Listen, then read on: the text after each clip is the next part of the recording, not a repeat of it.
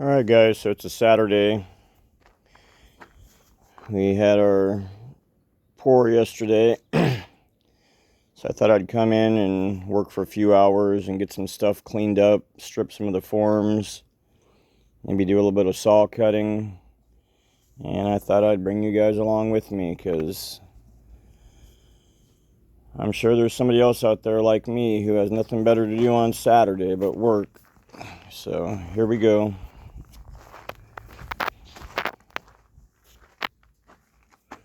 You got, let's see if we can find a tape measure here somewhere and something to mark with.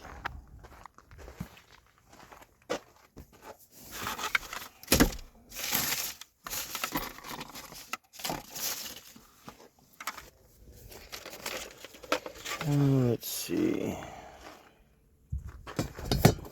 So first off, don't want to forget, put some sunblock on. Because it is going to be hot today, guys. I know yesterday when I left here it was around 113, 112, somewhere in there. So definitely not the funnest temperature to work in.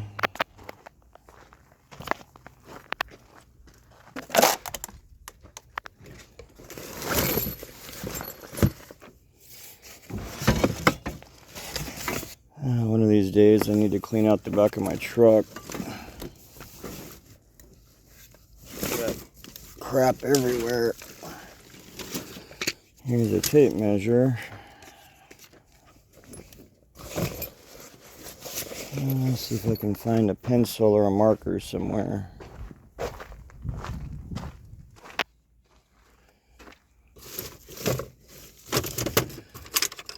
There's a pencil, not sharpened.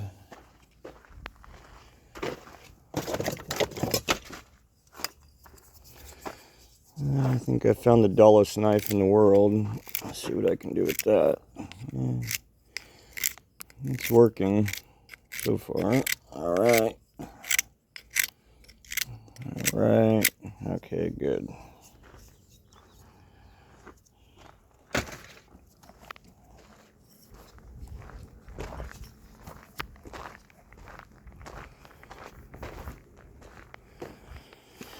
So yesterday I cut these on these inside corners because, like we said before, inside corners are always where concrete wants to crack.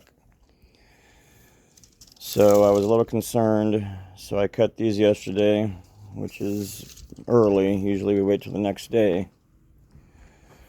So now what I'm going to do is, I think I'm going to do another cut here on this corner. So let's see what we got. 23.5.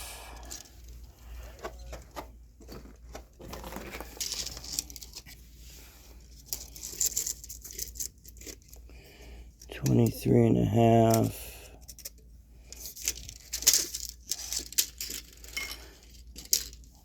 Now, when you guys are marking and snapping lines on concrete, especially new green concrete, fresh,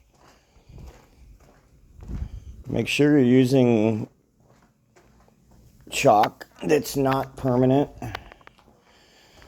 Typically we use blue. I think blue is the least permanent color. Nowadays I like to use this kind of a neon orangey color. I think it's the next least permanent. But you definitely don't want to use red, guys. Red does not come off. And if you snap a line and it's not where you want to cut, you are going to have a permanent mark. So because I'm by myself, let me find something I can use to hold the other end of the chalk line. And the best way I found to do this is with one of my weights from my Fresno. The Fresno is kind of like the big, it's almost like a steel trowel. It goes on our poles. That's what we use to seal the concrete with. Okay, so let's put this here.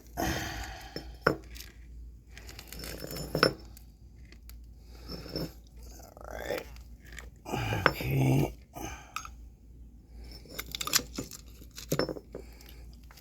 So we got this here. I want to get it right on the edge.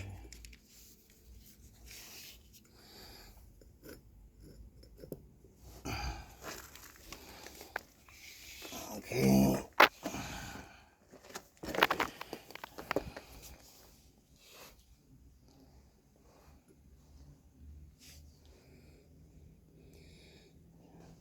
So before I snap, I always like to look, make sure everything looks halfway square and parallel. And after a while, your eye kind of gets trained to if things are square. Looks pretty good. Okay, we snap.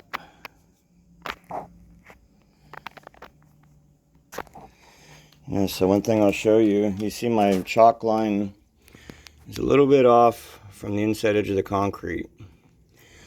So I'm not going to do another line. What I'm going to do is I'm just going to instinctively know, okay, I need to hold my blade on this side of the mark and follow it up. That's why I like to cut by hand and by eye, not with a guide or trying to lay a board or something on here. And again, like I said before, whenever you do something, stand back and look at it. You know, make sure it looks like it's straight, that it's in the right spot before you do anything. And whether you're forming, laying stuff out, cutting, anything, before you do anything, stop, stand back, look at it.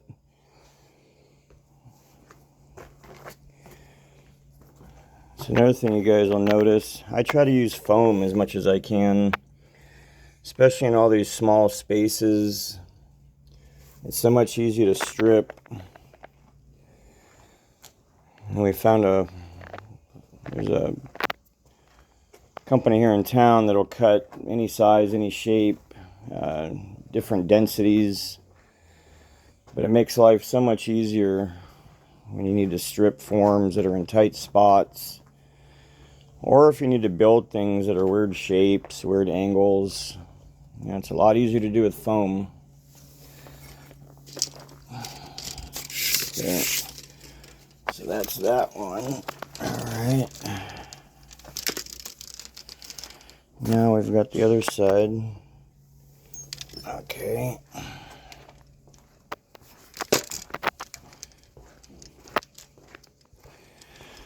So now we've got this area. And with something like this, I'm just going to measure it and divide it up. You know, it looks like 2 cuts will probably do in this. So let's see how long it is.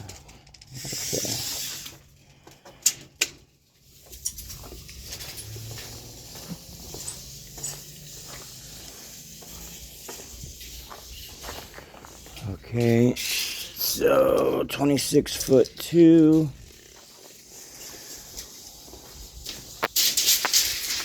If we went in the center, 13 feet, I think that would be too big.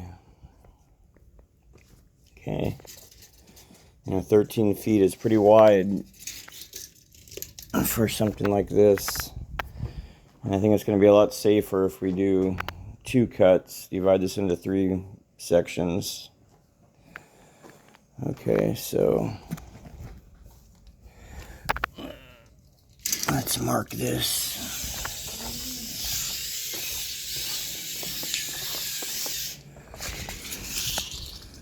Okay.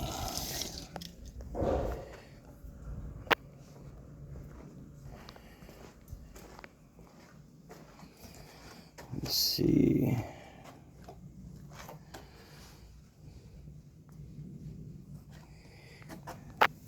So this is going to be close, I think.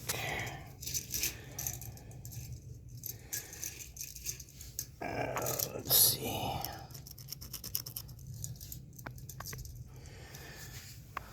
Let's see, I think 8'9".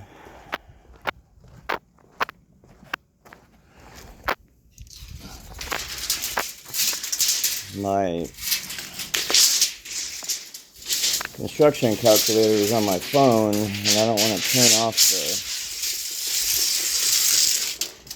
or mess the recording up, mess up what I'm doing here, so I'm going to do this the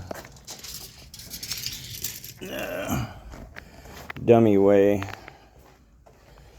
because my brain hasn't had enough caffeine yet. I'm not going to start trying to figure out exact dimensions. So 8'9", 8'9". I'm sure somebody will have something to say in the comments. So let's see how close we got. Okay. All right. And we're at 8'1/2", so I'd call that close enough. Good enough for the girls I go with. Alright. So 8'9" is the magic number. And that's a good size for a piece of concrete like this. You know, it's pretty even. I think we're about 9 feet wide, if I remember. And that's the other thing about cracks in concrete. The more uniform the sections are, or the pieces are, or whatever you're designing or wanting to do, the less likely you're going to have problems with cracking. When you have a lot of weird shapes and weird sizes and angles, concrete wants to crack more frequently in those conditions. Okay.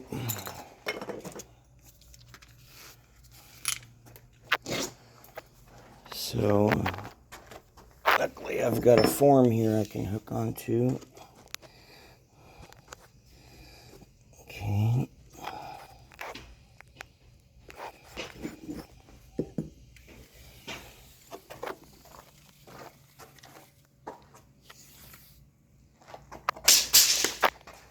Alright.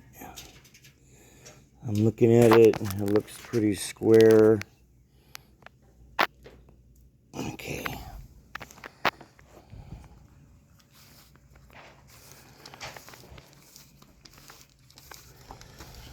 Okay. The only other thing I could say about laying out these cuts in an area like this is, you know, typically in this construction style, this modern, you know, minimal mid-century thing that goes on here in Palm Springs.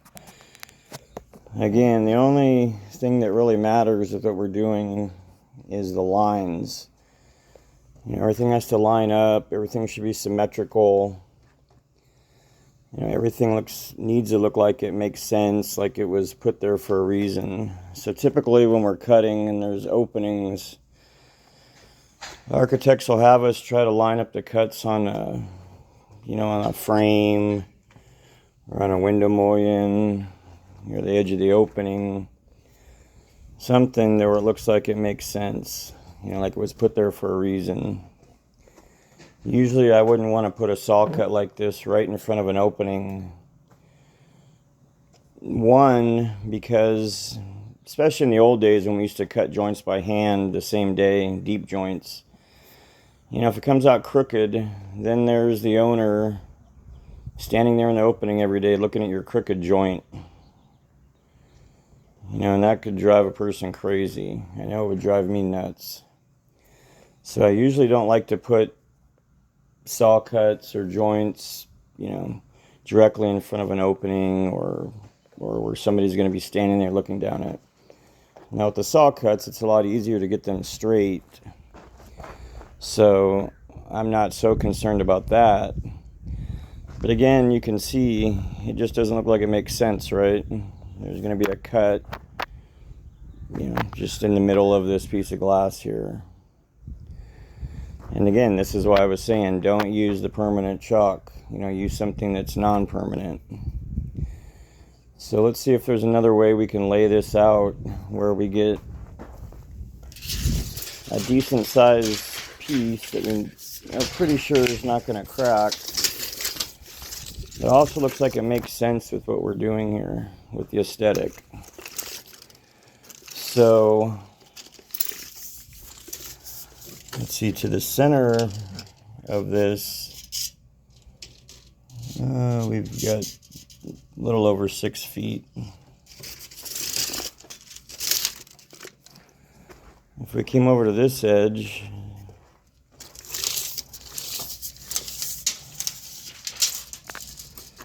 a little over 6 feet puts us in the center of this door.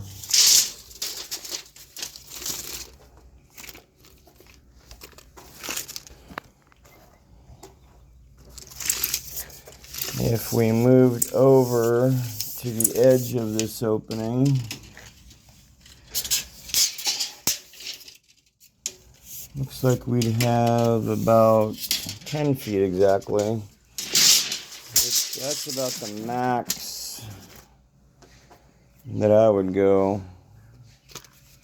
I mean, that's about the maximum that my comfort level would allow. Let's see where 10 feet puts us on this side. Okay. It puts us over here in this area.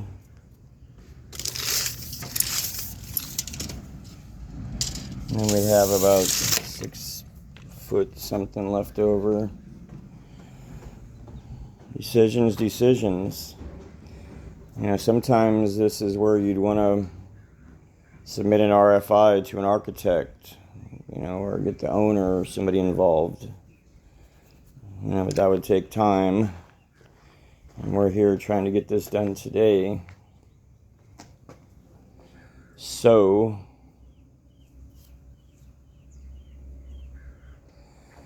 I'm going to let this go for a second and think about it.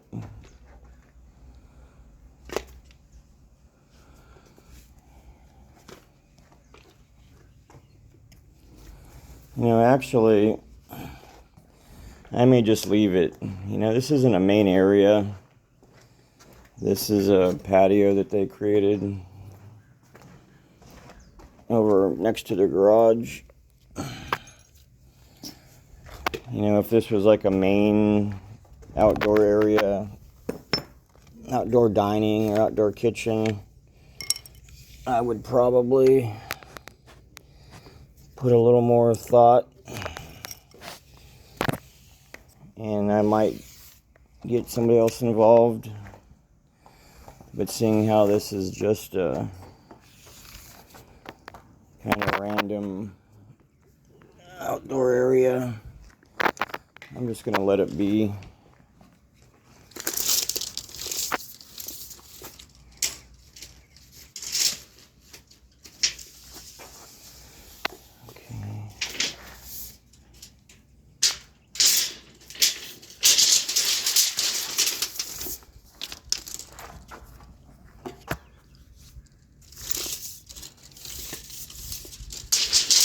Okay.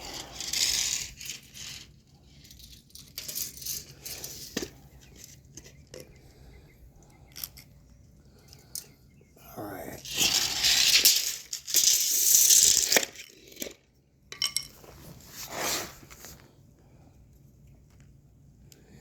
Okay, so I look at it.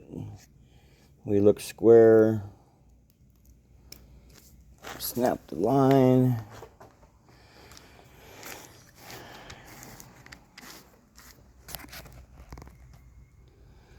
Okay. And we are ready to cut. Okay. Now the last cut we have is here in the center of the garage door.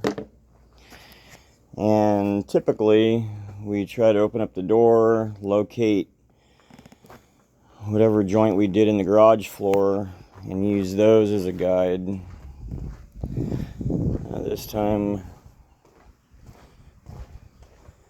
I don't think we can open the garage door. Yeah, we can. So yeah, we have one in the center of the garage.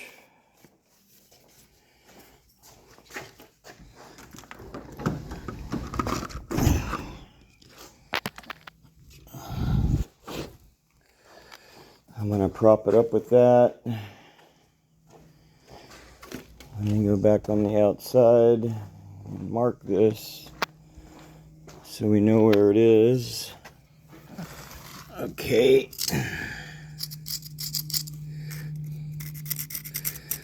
All right.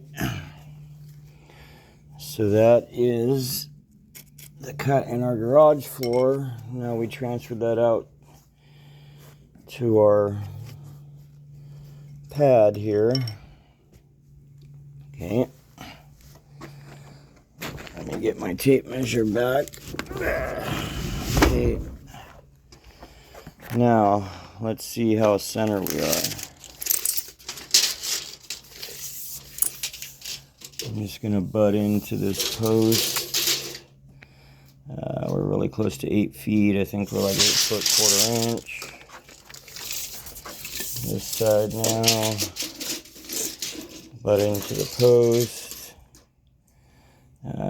We're less than 8 feet. We are 7 foot 9.5, which is okay.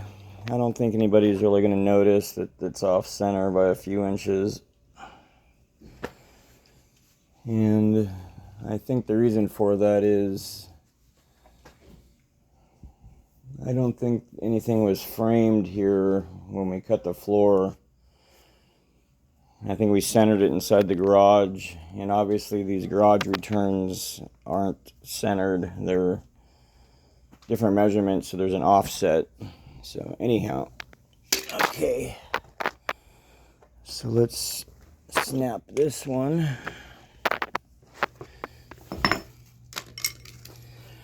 All right.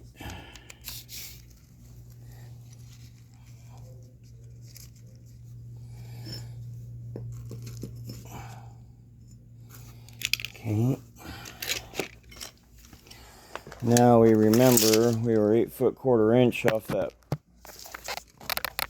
this post, and we've got 1 3/4 to the edge of our concrete. So what I'm going to do is I'm going to burn 1 3/4 from our cut, which means I'm going to set my tape measure 1 3/4 off of the cut, which puts me on the edge of that post.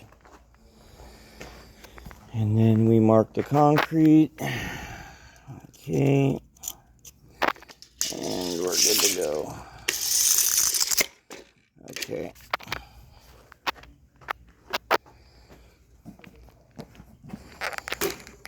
This is the chemical we use. This is our chemical retarder that we use to do the sand finish.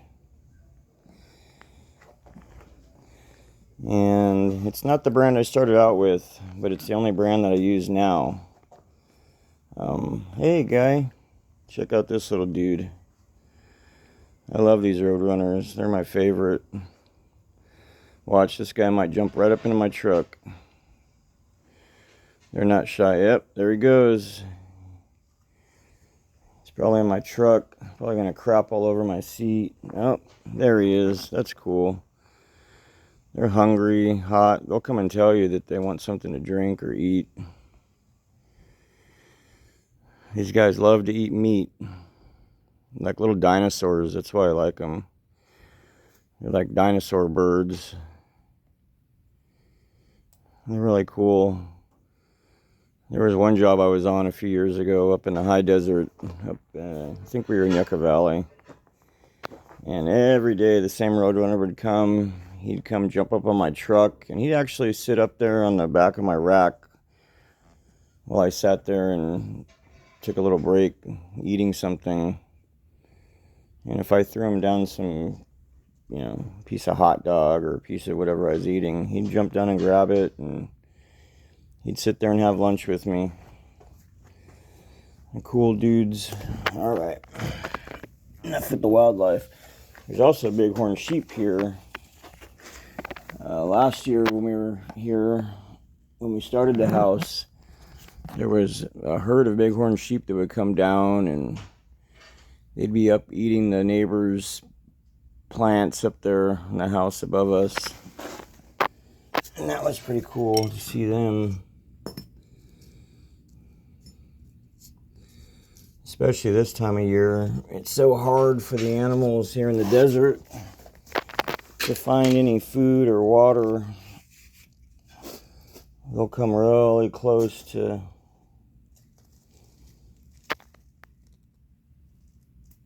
people. Alright.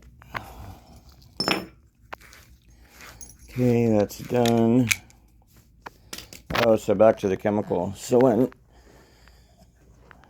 the first time I had to do this finish, this quote-unquote light acid wash, or acid wash, which is how they spec it out, we were using another brand, the main brand. It used to be the only brand. And that was, 17, 18 years ago. And at that point, I hadn't seen anybody here in the valley doing this.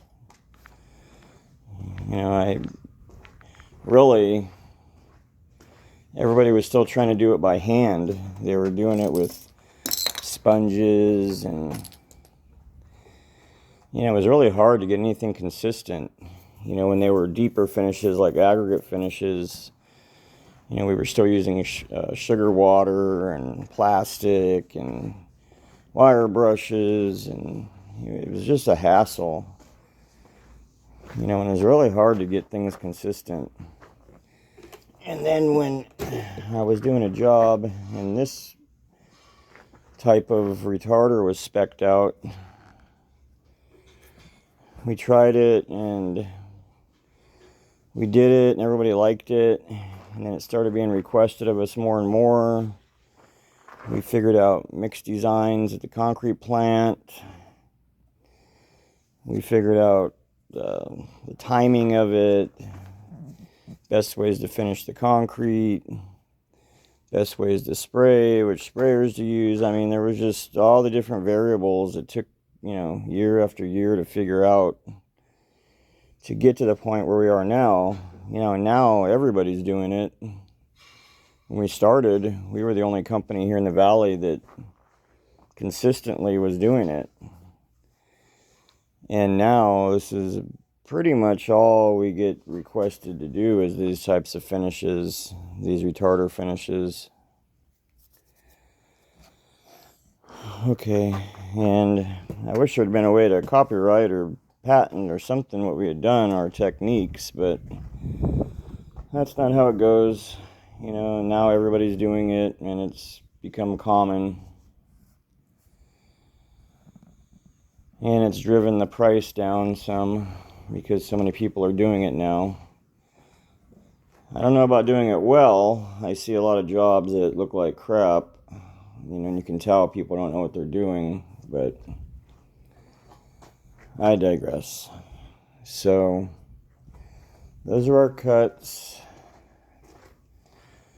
We've got some cleanup to do here. We've got some forms to strip. We need to pull, and the other reason that I like this foam so much is, if you can't pull it out, you can melt it out. You know, so, or dig it out, you know, hack it out, but that's a mess. You end up with foam everywhere. You know, but a little bit of acetone, that melts it pretty good.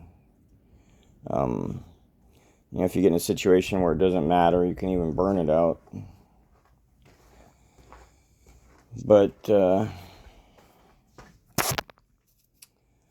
okay, I'm going to put you guys down for a minute, and I'll be right back.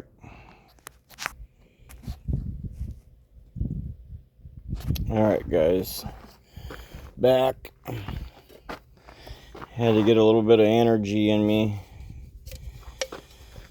Oh, I'm still addicted to this stuff. Not as bad as I was. I mean, I was drinking 10, 12 of these a day. I'm down to 1 or 2 occasionally now. Probably, you know, average 1 a day. Sometimes 2. I'm tired, so today might be a 2-bowl day. Anyhow. So I was going to strip some forms here on this garage just to show you guys a few things. Because I see people making certain mistakes a lot. So,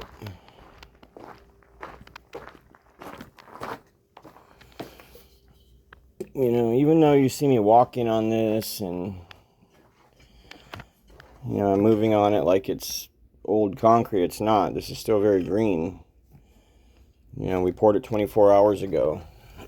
You know, because of the temperature, it's curing quickly, but it's still not dry. So you have to be conscious of that. And when you move on this, you know, you want to make sure you don't twist your feet. You know, if you start twisting your feet, you can really mark this. You know, so you have to be conscious of the way you're moving. The other thing is concrete's curing, how this little piece of plastic is on here. That can really ruin a job. You know, as this is curing and drying, moisture is evaporating out of it. And if you leave a piece of plastic on there, what's going to happen? It's going to trap the moisture underneath it. And as it gets trapped, and as the concrete around it is curing naturally, that piece is not going to dry the same, and it's going to leave a mark.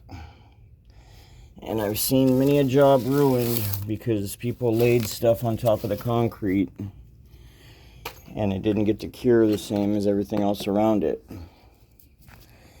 You know, and the other thing, you know, as you were working on here, you know, be careful. Don't drop tools. You want to be really ginger around this.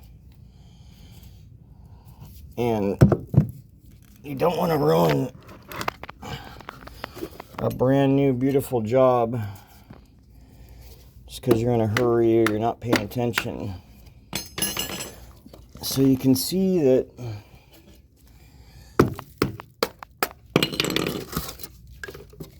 we've, you know, this style that we're doing now, where we leave this gap around everything, it's really helped a lot with cracking, helps with drainage, helps for, you know, with expansion and contraction.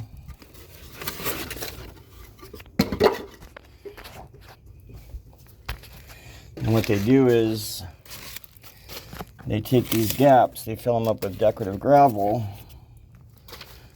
or rock, whatever they're going to use in the landscape, and it kind of brings the whole thing together. So you can see how easy this stuff slides out. We're getting lucky today, guys. You know, usually everything's pretty tight. You know, when we're pouring, the concrete's flowing and pushing into everything. And that's what a lot of people don't really understand about concrete construction, is that how hard it is. You know, you're taking something that's liquid in the beginning, or moving like a liquid,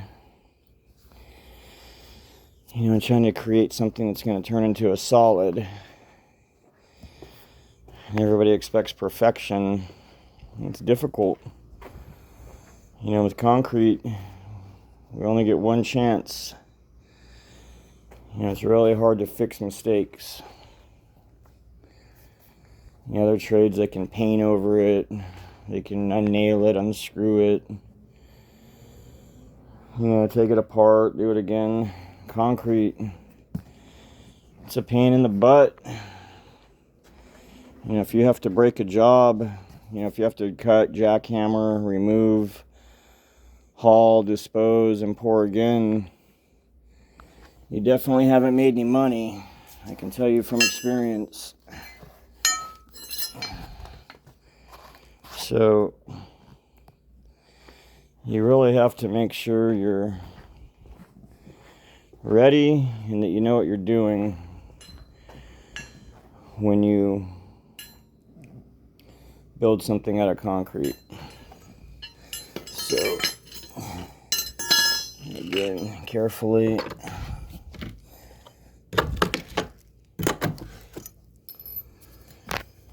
Oh man, I thought I was going to take both days off this weekend, but especially with the heat and the humidity right now, my body could have used it. I'm in my 50s, so everything definitely hits a lot harder, and it's a lot harder to recuperate than when I was in my 20s. Even my 30s and 40s, it was a lot easier.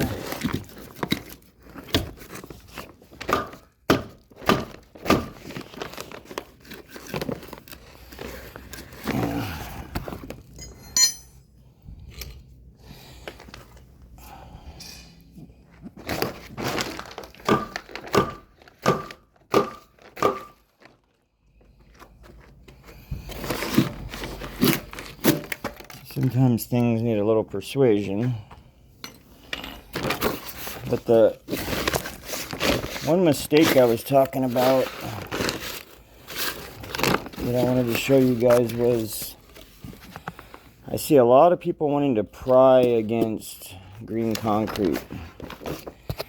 They want to get their steel tool or whatever they're using, and they want to get in here and they want to start prying like that against it. And I don't know how many jobs I've seen, even guys that work for me, they break an edge, they pop a hole in the concrete, they chip it, they screw it up. Don't do it. You can use wood. Wood is a lot more forgiving than steel. So wood, I would say, is usually okay to pry against the concrete. You still have to be careful, but it's a lot more forgiving than steel. So don't pry against the edges of the concrete, guys, when you're stripping forms or doing anything. You're gonna ruin your job. Okay, so we're getting this out. Alright, we got that out.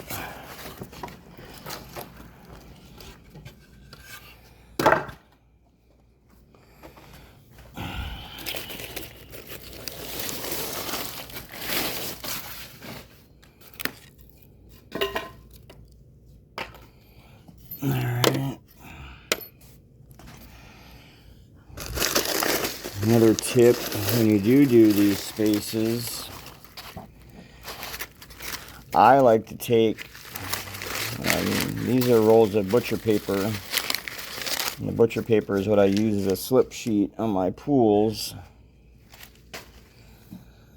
But I also, because it's fairly inexpensive and it's easy to mold, I like to take it and use it to fill in these gaps so that concrete doesn't get in there. It's a hassle when you're pouring concrete obviously wants to roll over, fall into these spaces.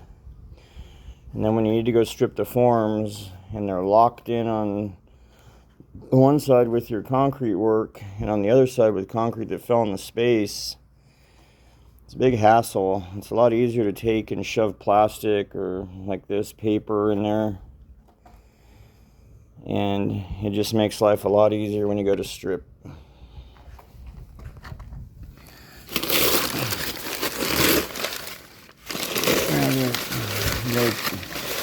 The benefit of using the plastic is you can use it a few times, generally. Sometimes it gets too messy, it gets too gunked up, because when you're doing this finish, you're washing all the cream off the top of the concrete. So you end up with this. That's another thing. When you wash, you end up with all the cream on the edge.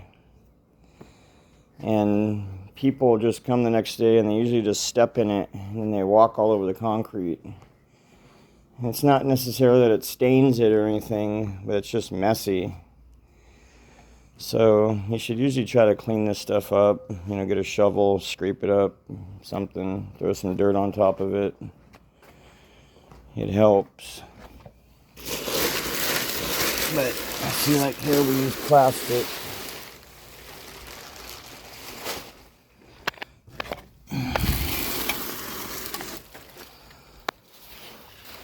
The other thing we have to watch out for on this job is rattlesnakes. I think it was 2 years ago when we were here very first starting. There was, I think we found 2 rattlesnakes on the job. I think it was 2 sidewinders actually. And that's something you definitely don't want to run into. Stick your hand in here and find a little rattlesnake that crawled up in there overnight.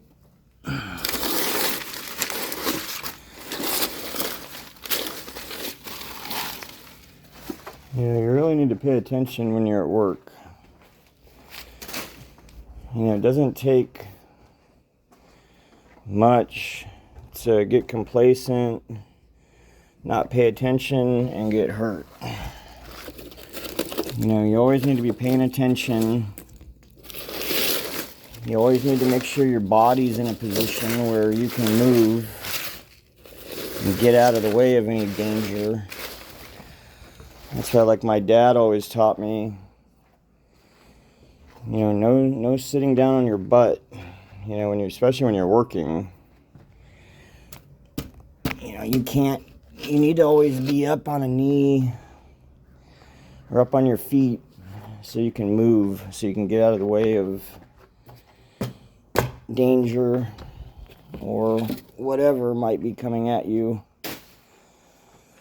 That's something that I see a lot of guys nowadays, young guys, they have no concept of. They want to sit there on their butt and work on whatever's next to them, and that's not a good way to learn.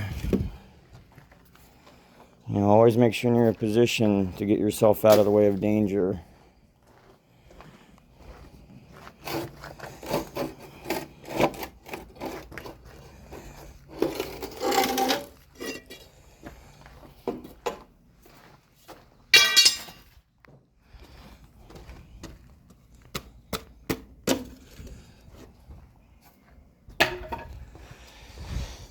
Pull all these stakes out of the way. So one cool thing, my oldest daughter messaged me on the way to work today and said she got some days off next week and wants to go to the beach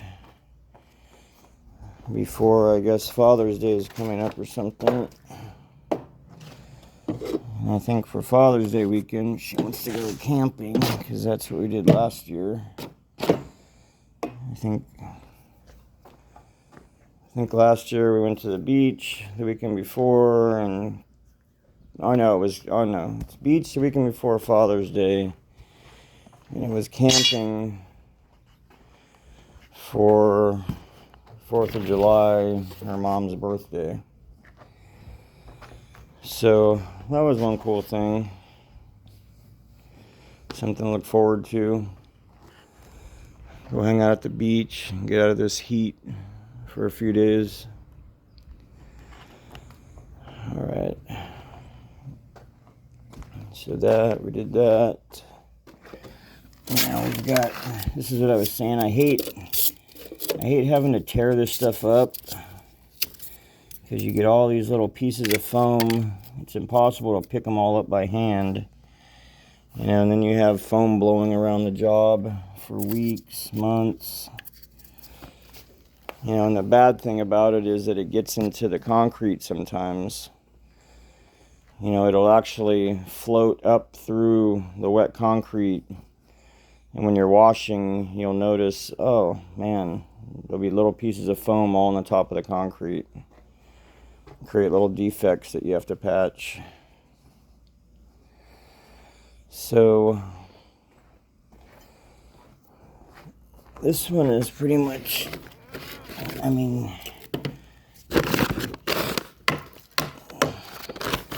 this is all going to come out real easy now. So the next thing I want to do is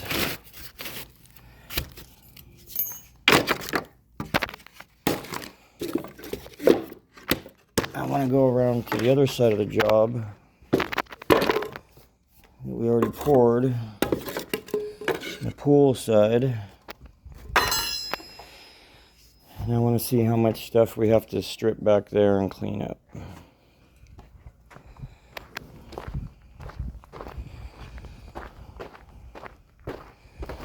So we've been pretty busy the last few months.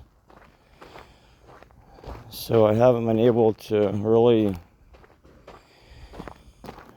go through and do all the stripping and cleanup or have the guys do it.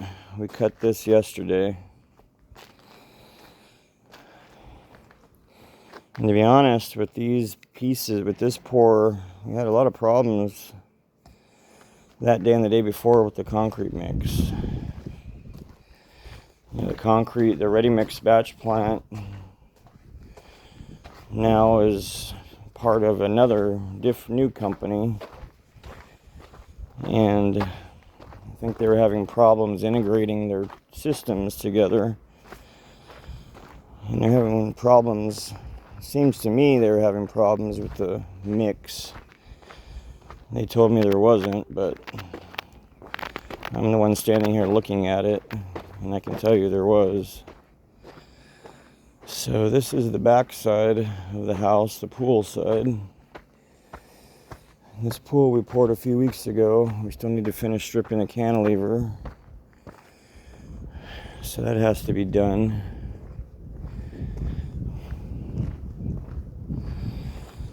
We cut this yesterday.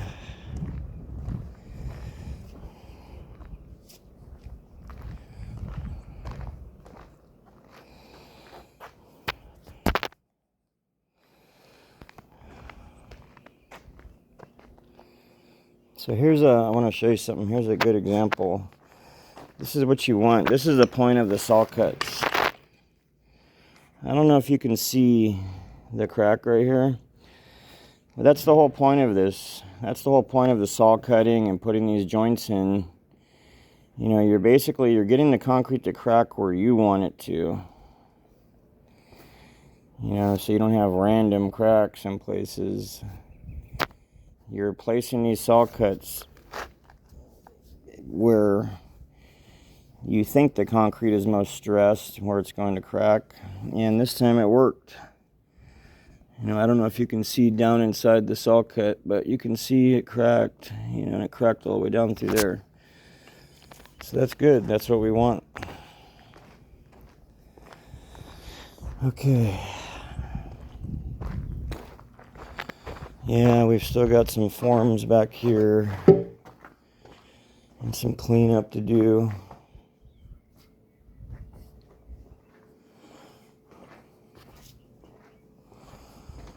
All right.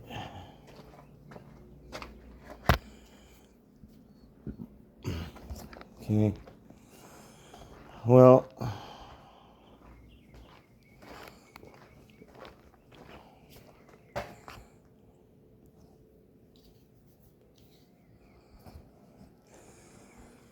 I am going to go back out front. I'm going to finish cutting around the garage. And then I am going to probably call it a day, guys. I really didn't plan on working at all today. And I ended up coming in to do those saw cuts.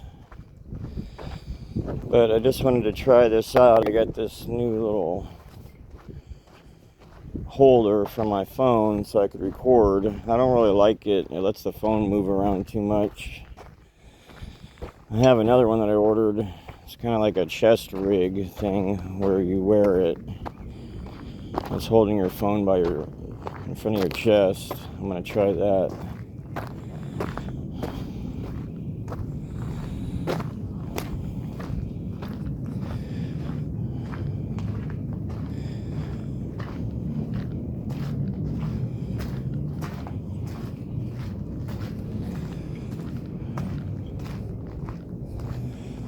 So anyhow,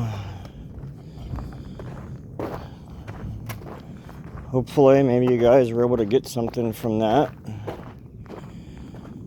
little hangout session we just did. And hopefully you guys are going to chill like I'm planning on doing in a little while. Hang out with your family, go do something, stay inside, get out of the heat, something. But I'll talk to you guys later. Late.